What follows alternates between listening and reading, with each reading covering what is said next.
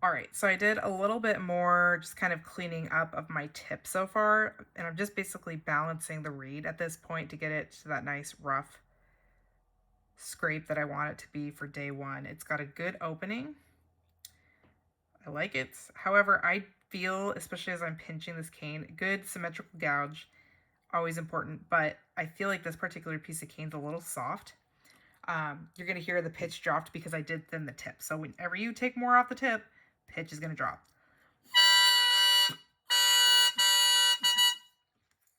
So it is a B, and I'm going to go ahead and clip it up to a C. And at this point, I'm not worried about offsetting. I'm sure you've probably seen that where where the blade is shorter on one side than the other. The shortest side going against your bottom lip helps with articulation. I'm not doing that yet. Getting it a little bit higher and pitch almost to a C. And again, I'm clipping at this point instead of scraping the sides like I was talking to you about because I know my tip is too long. So I'm now going to get it half the distance to a finished length.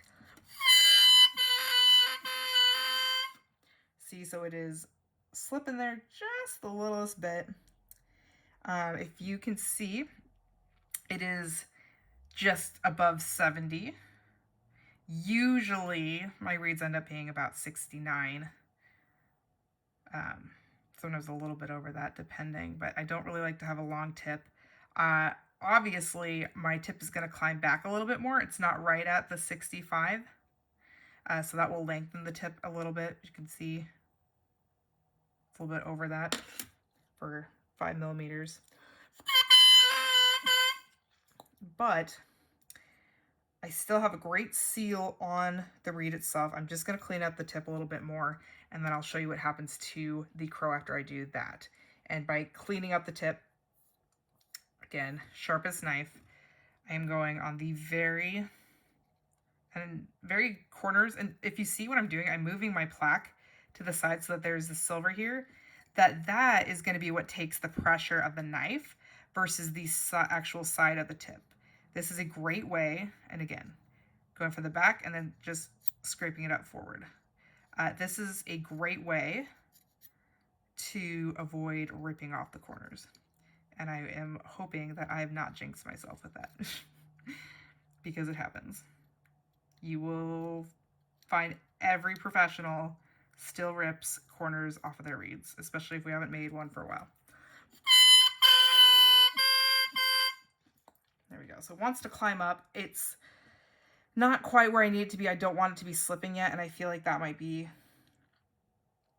an issue here because I haven't balanced the other side too yet. So this side's a little bit thinner, and this one is not. So when this is thinner, you're going to get this side vibrating with everything else, and this is going to be the side that doesn't want to participate, doesn't want to play in the game.